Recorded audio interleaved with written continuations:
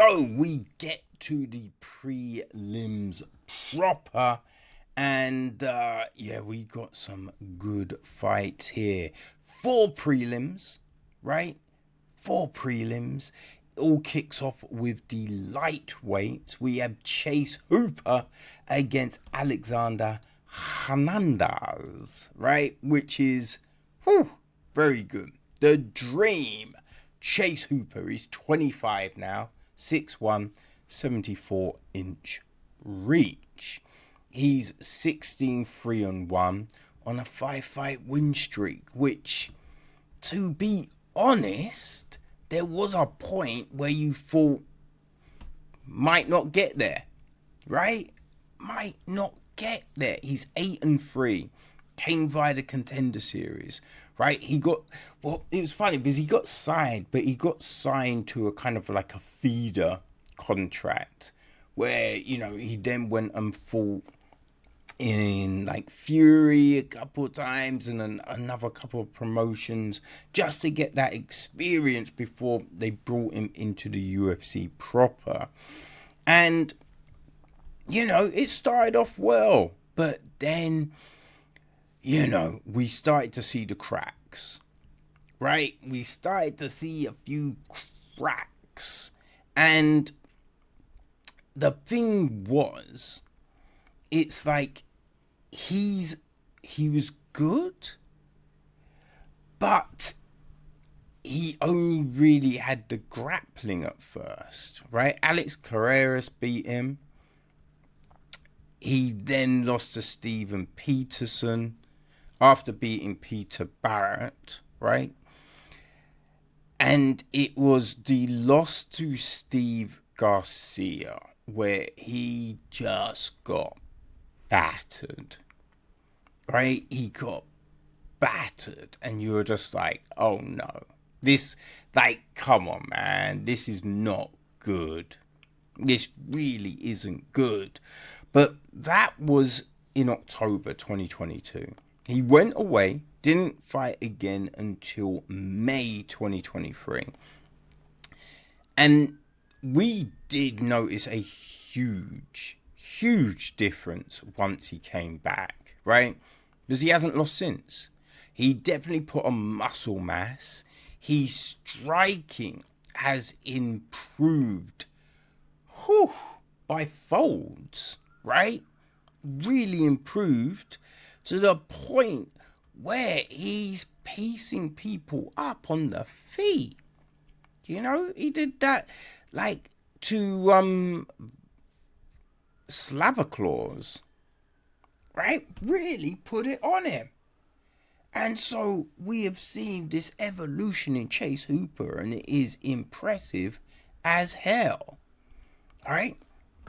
Now, on the flip side, he's fighting Alexander Hernandez, who, man, the great ape, right? He's 32, 5'9", 72-inch reach. He's got a 16-8 record on a 2-fight win streak, Changed camp, right? Him and these, I think they came out of the James Krause camp. And when all of that imploded. And so now they're in a situation. And yeah, it's interesting, right? I think it's definitely benefited him. We've seen improvements, right? He's 8-7 in the UFC. But yeah, he got a good win over Austin Hubbard and Kurt Holobaugh. But when he came to the UFC, he had that stoppage of Beneil Dariush, right? And he was looking very good. He then beat Oliver Aubin-Mercier, right? And he got a little cocky, right? I went up against Donald Cerrone, and Cerrone put it on him. And then ever since then, it's been kind of win-lose, And it's just been a bit up and down. And we haven't seen him kind of cut loose like we did in those first couple of fights. You know, there always seems to be some doubt in his head. And as I said, this new camp seems to have changed that slightly, you know, but it's still not the same Hernandez. Still not the same Hernandez. And I think because of that, right, Chase Hooper's winning this fight. I think he's got the confidence, and we're also seeing more fluidity in what he does and how he puts it together, right? And that's something that Hernandez has lost, right? That fluidity, we don't see that in him anymore. So I'm taking Chase Hooper for the win and potentially the stoppage. You know what I mean? So we are then with the ladies for the last time, right? The strawweights this time around is Jéssica Andrade against Loopy Gonzalez. No, Loopy Godinez. Yes, sorry, Loopy, right? Now Loopy, she's 31, 5'2", 61-inch reach, coming off a win, you know, and she's 8-5 in the UFC, former LFA champion, beat Julia Polastri last time out, right? And that's bouncing back after losing to Verna Jandiroba and Mackenzie Dern, both, you know what I mean, legit wins. You know what I mean? And the thing being with Jandiroba and Dern, a lot taller, bigger reaches. You can see how that went, right? But Loopy is good. Her sister's an Olympic wrestler. And I think there's a lot of upside on Godinez. You know, I think she works hard, and we do see growth every time she's out there. You know what I mean? And she's going up against Jéssica Andrade, right? Beta Estra, who's 33, 5'1", 62-inch reach. She's on a 2-fight losing streak. Right? She's 17-12 in the UFC. But she's done it all, right? Former strawweight champion. Fought for the title at bantamweight, right? Like, she's got great wins at flyweight. Did she fight for the flyweight title? I can't remember if she did. I think she might have. But she's, as I say, she's done it all, right? Like, I think she's only fighting now because, like, I think she said one time to Rogan after her win that she's got to fight because of she got divorced and her ex has took a shitload of money off of her, right? So I think that's why she's doing it. Because I think otherwise she doesn't, there's nothing for her to prove, you know? It really isn't. And we are seeing a slide. We are seeing a slide, but that, because she's been in wars, you know what I mean? That's the thing with Andrade. She's really, man, she's been in there. And as I said, she's fought 3 weight classes, you know? So she's put her body through it. And we saw that last time out when she lost to Jazz Hands. I mean, Jasmine Jastrovic, we have seen her rise. So there's no shame in it. But you thought Andrade would have done better, right? Not saying she definitely would have won that fight or anything, but you thought she would have done better than what she did, you know? Like in the loss to Natalia Silva, we saw it. Like Tatiana Suarez just did her over. Same with Erin Blanchfield and Yan Janan. And I just think the old, right, Andrade she's doing more. She's doing better. So I think that's the thing, right? And she had those wars with Joanna Jędrzejczyk, you know? She had those frigging fights with Weili Zhang, Rose. Yeah, she did fight for the flyweight, and Shevchenko just dismantled her. So she's been in those wars. And I think that, as I said, it takes a bit of your soul. And that's why, people, I'm going Loopy Godinez for the win. So next, we're with the middleweights again, right? It's Gerald Meerschaert against Michał Oleksiejczuk.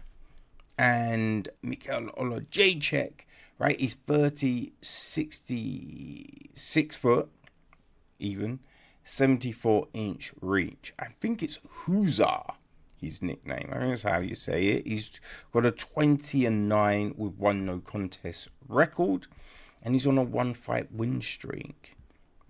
He's 8-7 in the UFC with 1 no contest, and he's recently joined the Fighting Nerds, and he looked very good last time out with that win over Cedric Dumas, right?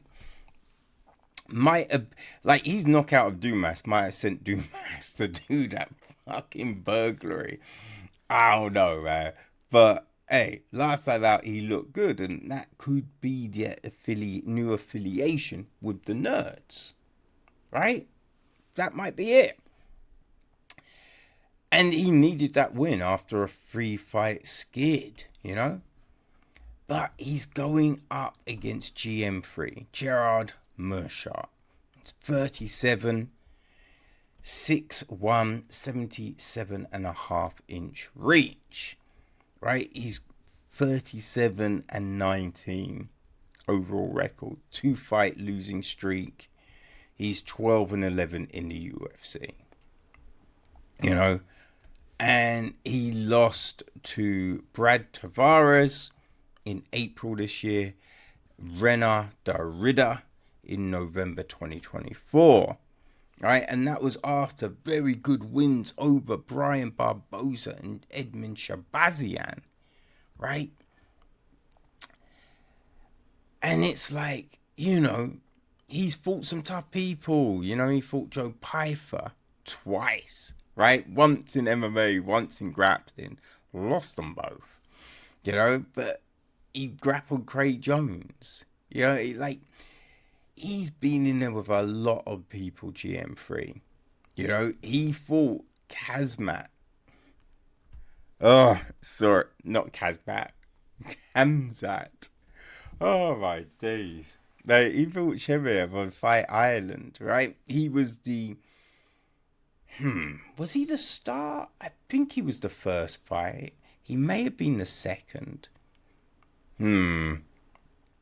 Yes, he was the second, right? Because he's middleweight, and Khamzat fought in welterweight the first fight, right? It was the Reese McKee fight first. So yeah, he's been there, right? But you know, he is skilled, right? It's not like he's a bum or anything. He's got skills, and we do see him utilize them. We do see him put in work. He's got the grappling. He was losing to Shabazian. He lost that first round, but came back in the second, right? And the same with Barberena. Like, he can take shots. I mean, from most people, right? He is durable, and then some people can shut your lights off. It's just as it is, you know. But I think he has got what it takes to beat Oleksiejczuk. I do. So I'm going GM3 for the win.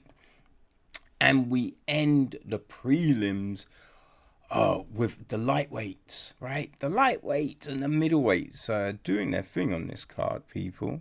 Right, we have got King Green against Carlos Ferreira, right? Which, man, this is a fun one, right? So Ferreira is 40, 5'9", 74-inch reach.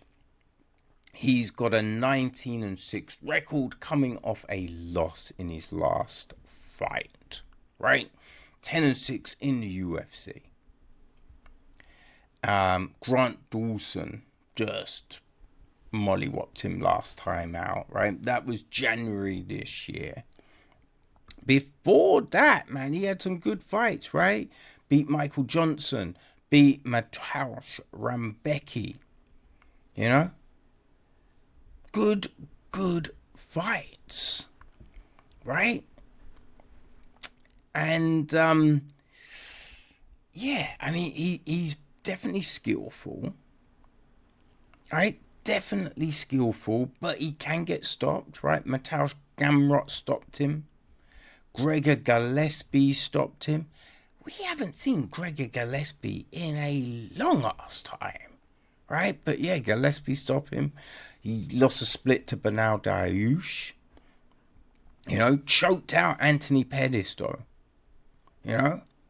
So yeah, he's had very good wins. But, right, you go, can he beat, right, can he beat Green, you know, who is 38, 5'10", 71-inch reach. He's got a 32, 17, and 1 with 1 no contest. He's on a 2-fight losing streak at the moment. He's 13-12, 1 draw, 1 no contest in the UFC. And, man, like, got choked out by Paddy Pimblett, and that insane head kick knockout by Marcelo Rufi in March this year. Man, which is crazy because he looked so good against Jim Miller at UFC 300. You know what I mean? So Bobby is good, but I think his style, hands down, all about the movement. The problem is, as you get older, you slow down, right? You slow down, and Bobby's 38, right? He's had so many fights. You know what I mean? He's had basically 50 fights that are recorded, right? That's not including smokers and amateur and all of that jazz, right? So Bobby's been in wars. Bobby has fought. And you slow down.